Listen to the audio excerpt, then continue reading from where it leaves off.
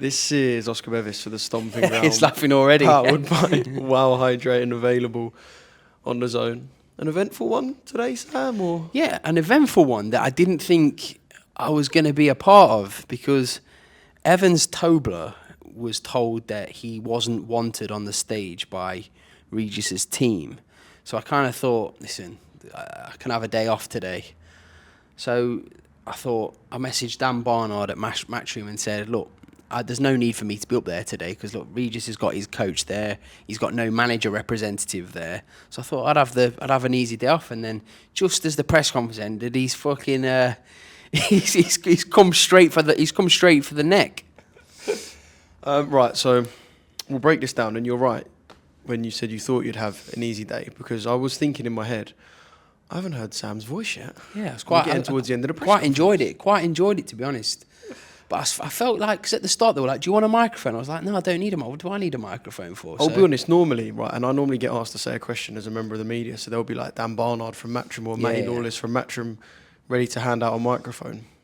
I saw Dan standing with a microphone. Yeah. And Brian, part of Team Regis Prograis, said something. The press conference ended, and then we had one of the funniest 2 minutes. Yeah, at my expense, to be perfectly honest with you. But look, it was in 2021, I believe, right, when me and Regis I was working under the same banner Regis was promoted by. And that's what it comes down to. And I was trying to convince, I remember now, because I said right hand to God, which I apologise for, by the way, but I genuinely forgot I'd said, which is the reason why you saw my response. I was very certain of myself. But I'd forgotten I said it, but then it came back to me and I remembered. I was trying to convince Regis to take the fight with Jack, who I was not working with at the time. I wasn't working with Jack Catterall at the time. Was this a WhatsApp voice note? I can't remember. At first I thought it was an interview clip. It wouldn't be an interview clip. It wouldn't be an interview clip. It was a private message, I think maybe to Regis's friend who was looking after him at the time. Right. Benji or what? It was either that or it was a direct message to Regis to try and convince, because we had numerous video calls with Regis to try and get him to take this fight over quite a few years ago, which Regis didn't really want to do the fight. But I just think, look, at the end of the day, Regis, he's got me. He got me. But people trying to say, "Oh, Sam's there." Like, it was 3 years ago. I wasn't working with Jack. Listen. We even if I did mean that at the time, which I didn't. It's 3 years ago. You were trying to entice Regis into taking the fight. Yes, exactly that. But even if it was, but look, hold my hands up. Regis is come for me, and what I find extra weird.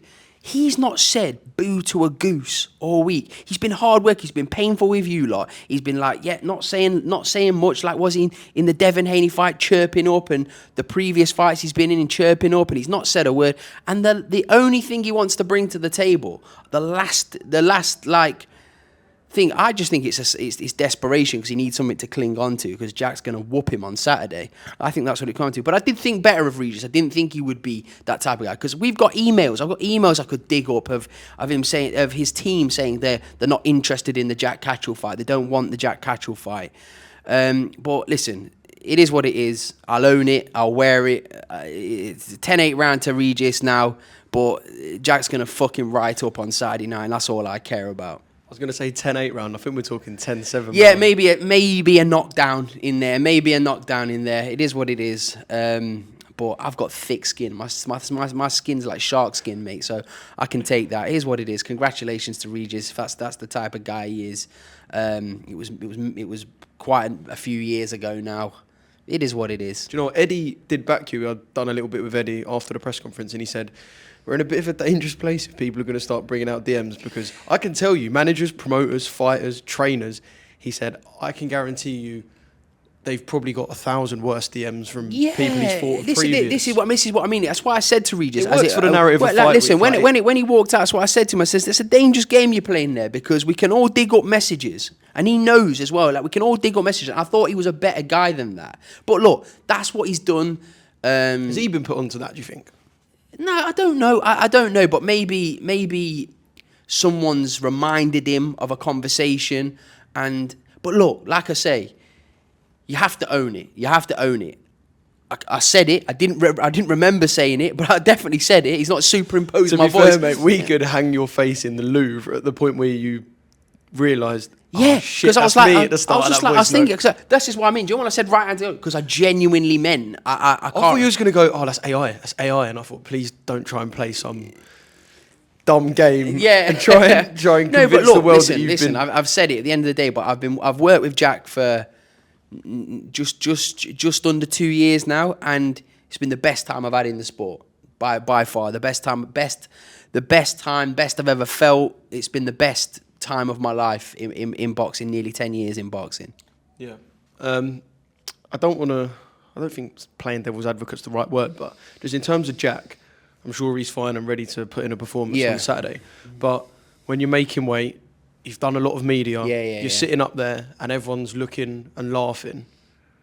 Did Jack have to take a second and be like, oh, it's a little bit of a sore one? Listen, it is a little bit of a sore one. Listen, I've spoke to Jack, and I can tell you right now, and I mean this, he couldn't give less of a shit. Right. He's the most laid-back guy in the world. I did think that might be the case, but Jack remembers when we were trying to make the fight, when we were trying to make the Regis Prograis fight, and he remembers it was a hard situation. But that's what I say. When Regis says the fight should have happened a few years ago, it really should have.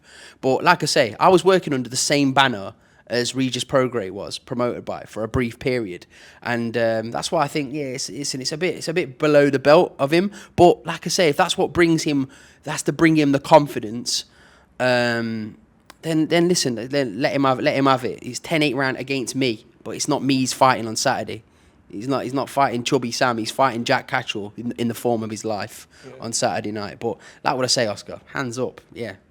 Well done, Regis. Well done. Congratulations. Well, Chubby Sam's got a chance to come back. You were.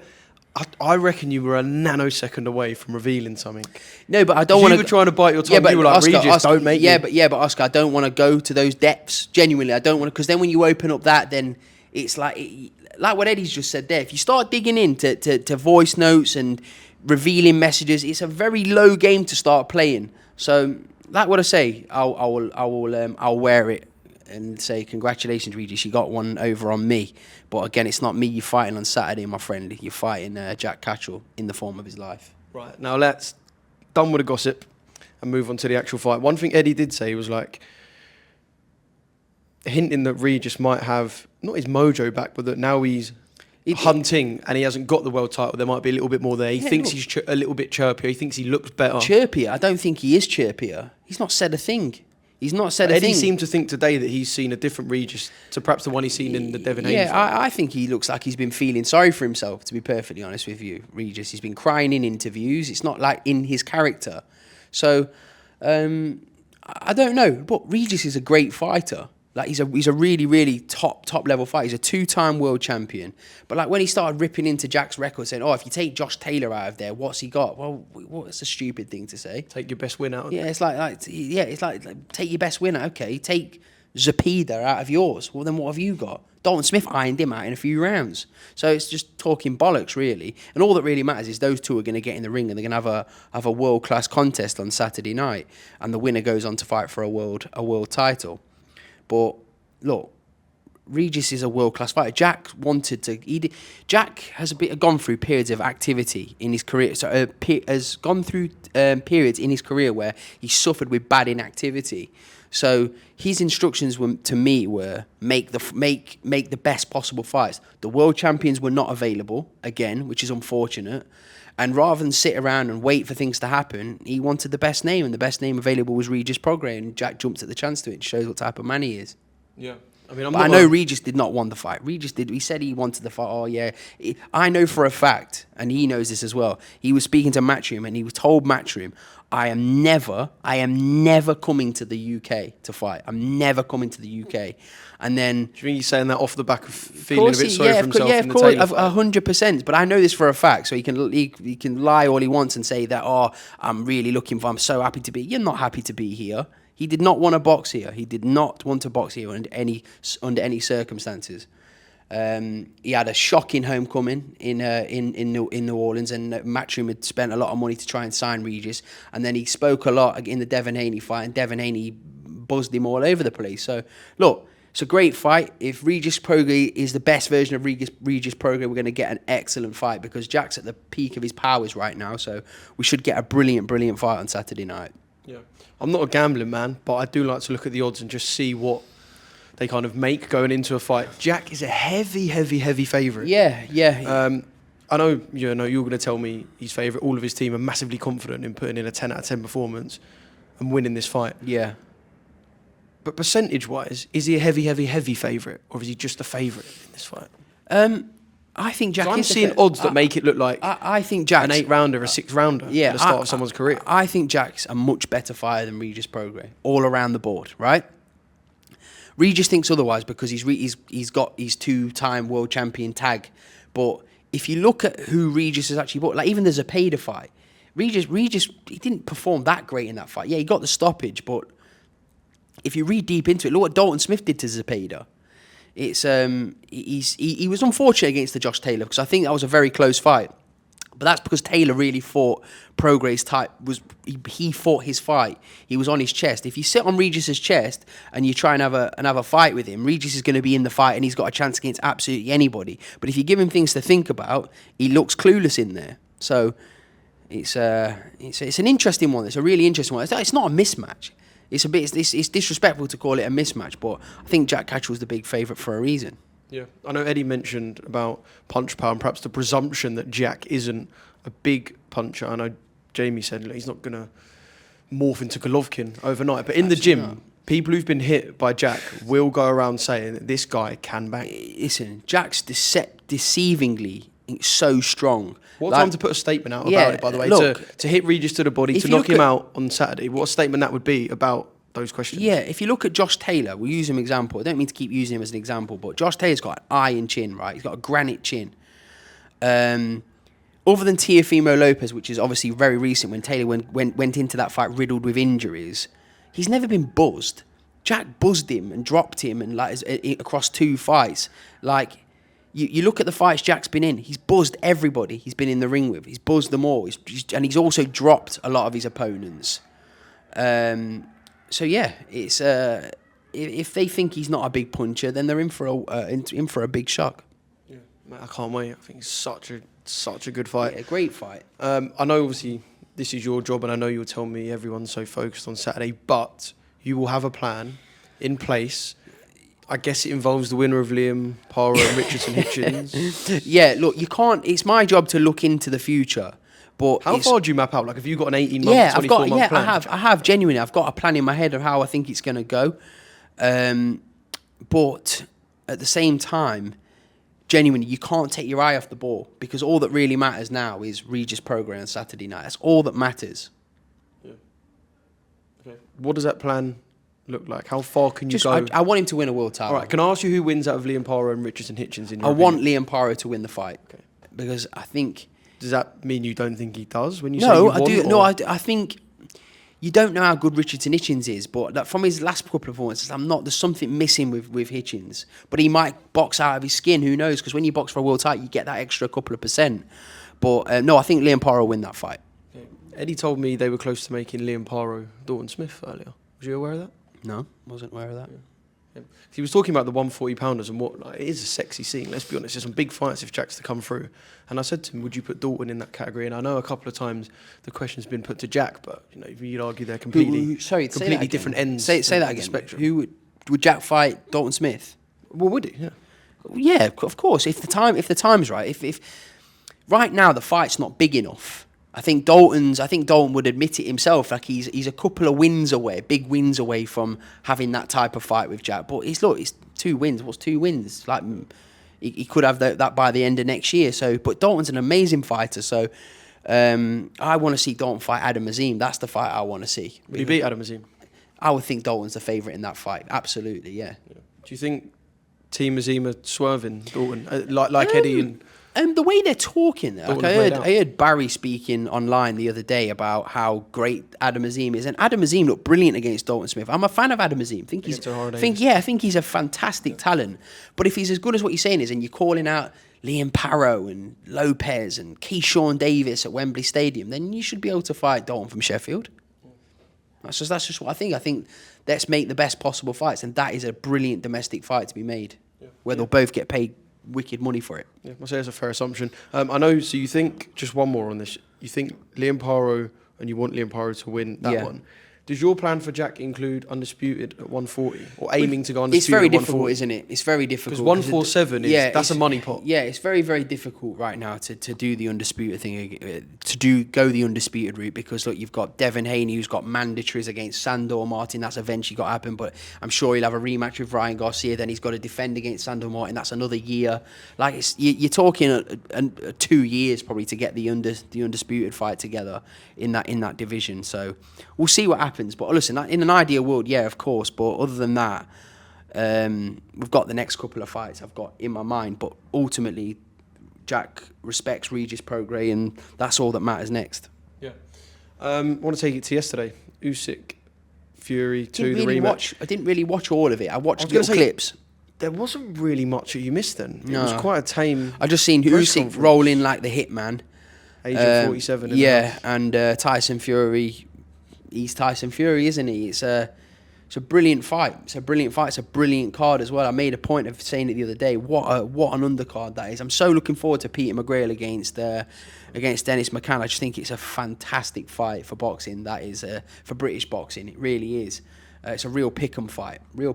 And then you got my guy Johnny against Dave Allen in a good clash. You've got Serhii Bokhachuk against Madrimov, which is a brilliant fight. It's a war, that is. And then to open up with what was a Channel 5 headliner and Lee McGregor. I said that the other day, Lowe. and everyone was like, "Oh no, what you're talking about? They're not headlines." I promise you, Isaac Lowbox, Lee McGregor. It's a Channel 5 headline fight. Yeah. But it's a million-plus view terrestrial TV. Yeah, absolutely. Yeah, I'm looking forward to the whole card. Why do you think the card got a little bit of stick?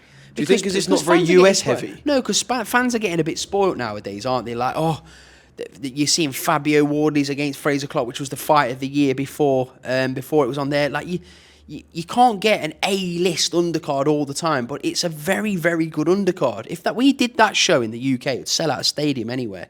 Yeah. So just relax and enjoy the fights and enjoy what we have in front of us, because it's brilliant times. Yeah. Well, if you didn't watch the press conference, I'll skip over what Usyk and Fury said, or what they didn't really say to each other yesterday. Johnny Fisher, is he a cold, windy night in Stoke? Yeah, listen, that sums Johnny up. That sums Johnny up in one, really.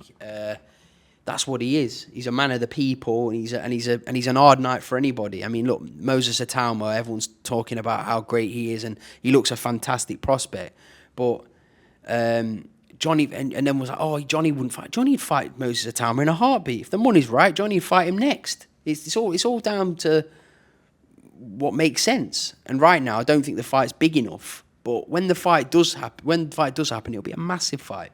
Yeah. Is that a fight you can see both men coming in with world titles into in the future? No, I don't know about that. Could even be a British title. Because, like, look, Fabio Wardley against Fraser Clark.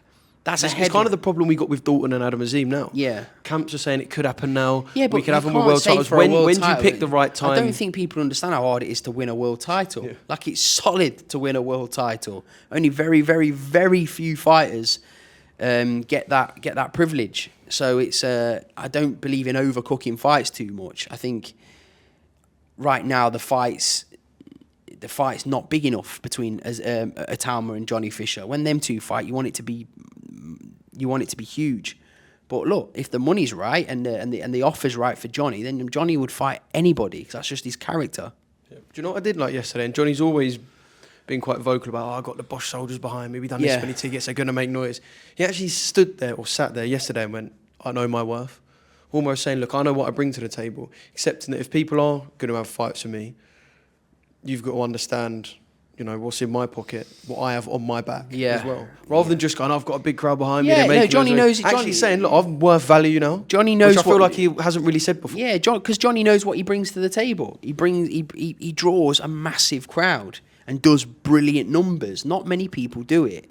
It's like someone was like going at me on Twitter the other day, like as they do every day, and said, "Oh, Dave Allen against Johnny Fisher. That's never a copper box fight. It's never a headline fight." It is. Whether you like it or Alan not, Babbage was a copper box fight. Alan Babbage is a copper box fight. It is a copper box sellout if Johnny Fisher boxed Dave Allen in the UK. So I'm not saying Dave Allen's a world champion and Johnny's a world champion, but I'm saying numbers-wise, it is a main event fight. You can have your opinion of the fight, but don't say, "Oh, you're talking fucking shit. It's never a headline fight." Yes, it is. Yeah, I agree with you. We'll move swiftly on to promoter beef. We love the word beef. #beef. What have you made of... I've had enough of the beef. What I've had enough of the beef today. And I say a little bit of it's come your way. What have you made of the A little bit. promoter beef over the last 10 days? I don't know. 2 weeks. I don't know, like... I thought we eliminated it all with Riyadh season, Yeah, but now we seem to have... I don't know. I don't fresh know beef. enough about it, but it's just... You'd like to see all the fights get made, wouldn't you, between all the promotional banners, but I think what Ben said about the gloves was a bit daft, about the Fabio Wall. I think that's triggered Frank off, and then are you on about the stage thing where Ben's moved in front of Well, I guess Frank? that was part of it. That I just think that as long as the fights are getting made, I'm not too bothered. Like, you're not going to be able to get on with everybody and anybody, and if they don't get on, which they obviously don't, then that's fine. But make the best fights. Make the Azeems against Dalton Smiths. Like, you don't have to be best friends to make fights. Yeah, I'm not suggesting that Eddie and Frank are teaming up, by the way, but do you think they're just both giving Ben a couple of kicks because he's new blood? No, not really. No, I just think... What did you think of the face-off thing where Eddie said that contractually he believes Ben Shalom, or he knows that Ben Shalom has got in his contract that he has to be in the middle of certain face-offs? I don't know. Like, I honestly, I haven't got the answers to these questions because I don't know. I've not seen the contract, but if he has, then it's a bit weird. But have you ever put anything in the contract that benefits you in terms of being seen or like benefits your profile? Never. I'm a manager. I don't need to be like doing face-offs, like in the middle of face-offs. That's a more of a promoter. Have you ever done a face-off? Have you stood in between? Yeah. Sonny Edwards against who did he box for the IBF? It was an IBF defence. What, the one in Dubai? No, the one before. And the one in Dubai. Wasim, yeah. Did that one. Did you? Did Regis Prograis against Tara McKenna course you when I was did. working with Regis Prograis. Hi, Regis. Yeah, I did that. Just in case you forgot about me. Yeah, just in case. Yeah, So I did a few Jack Bateson against Shabazz Massoud. Brilliant fight. Done a few of them, mate. Done a few in my time. Yeah. So maybe we can expect some future contracts when Johnny vs Moses gets made that Sam Jones has to be in. Yeah, I might put in the next to- contract that I have to be like in the middle of it all. You barging past Frank, Eddie and Ben. Scoop Frank out the way, To get- scoop Eddie out the way, and getting the camera shot. No, I don't know. I just think it's all handbaggy in it. But listen, Frank's been doing this a long time, and Frank isn't going to tolerate any bullshit. And I'm sure Frank will make his feelings known to Ben. Yeah. But listen, good luck to them all. I just want the best fights to be made in boxing. Yeah, I don't expect Frank to hide his feelings whatsoever, and he hasn't so far. No. Sam, appreciate your time. Have you got one final message? It won't be a final message because we'll have the weigh-in tomorrow, so God knows what's going to go off. Have you got a final message to Team Prograis? No, just I'm looking forward to the fight. Just be ready. Be ready for the fight. It's a brilliant fight for boxing. It's the best fight to be made outside of the world champions. Be ready for Jack to flatten Regis? Or? Yeah, be ready for Regis to flatten Jack. Yeah, Team Prograis and all of that. Listen, Jack Catterall is one of the best professionals I've ever seen in my life. He does everything properly. Doesn't moan, doesn't cry or complain about absolutely anything. He's just got on with it. I just think he's got the edge in all of the departments on Saturday night, and I'm really looking forward to see that happen.